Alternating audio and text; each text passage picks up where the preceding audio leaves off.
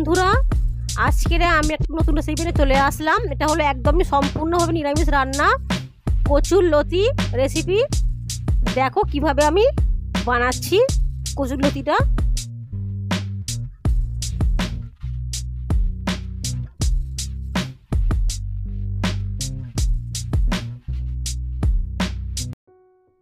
আজকের আমি একটা নিরামিষ রেসিপি নিয়ে চলে এসেছি। আমি নিয়ে এসেছি লতিটাকে আমি প্রথমে সিদ্ধ করব। সিদ্ধ করার সময় আমি একটু নুন দেব। সিদ্ধ করতে হবে 15 মিনিট। সিদ্ধ করে নিয়ে আমি এটাকে নামিয়ে নিয়ে জলটাকে ঝরিয়ে নেব। এটা হলো রাঁধুনি আর হলো সর্ষে, কালো সর্ষে নিয়েছি আমি। বেশ সিদ্ধ খুব কিন্তু সিদ্ধ হবে না, অল্প অল্প সিদ্ধ হবে। এবারে আমি জলটা ঝরিয়ে নেব।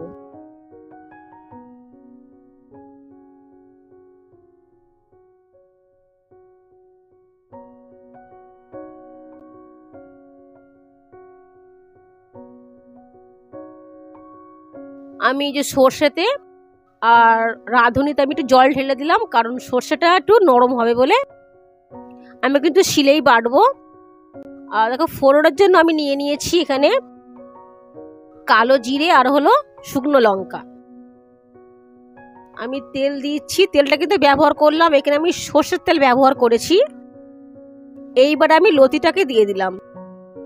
লতিটা সিদ্ধ করা, খুব সিদ্ধ হবে না, অল্প সিদ্ধ হবে। দিয়ে দিয়েছি। লতিটা কিন্তু গোটা গোটা থাকবে, গলবে না। বেশ কিছুক্ষণ এটাকে ভাজা ভাজা করে নেব। এতে কিন্তু বেশ কিছু তেল, কিন্তু বেশ একটু তেলটা আর কি বেশি লাগে। ভাজা ভাজা হয়ে গিয়েছে। এদিকে কিন্তু আমি শিলের মধ্যে বেটে নিয়েছি সর্ষে আর হলো রাঁধুনি বেটে নিয়েছি, ওটা আমি দিয়ে দিচ্ছি।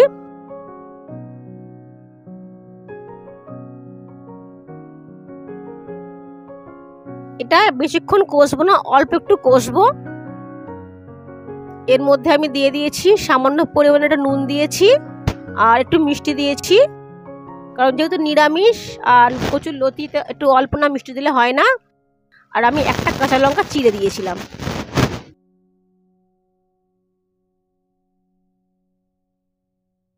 আমি কিন্তু এখানে দিয়েছি বাতাসা, আপনারা কিন্তু এখানে চিনি ব্যবহার করতে পারেন। একটু বেশ ফুটে উঠলে কিন্তু আমি নামিয়ে নেব। আর এটা কিন্তু ভাজা ভাজা হবে। এটা একদমই নিরামিষ, গরম গরম ভাতের সাথে কিন্তু দারুণ লাগে খেতে। আমার এই ভিডিওটা পুরোপুরি দেখার জন্য অনুরোধ রইল। আমার ভিডিওটাকে সাবস্ক্রাইব, আমার চ্যানেলটাকে আপনারা সাবস্ক্রাইব করে দেবেন, আমার পাশে থাকবেন, লাইক কমেন্ট শেয়ার করবেন। দেখো রেসিপিটা কিন্তু আমার হয়ে গিয়েছে।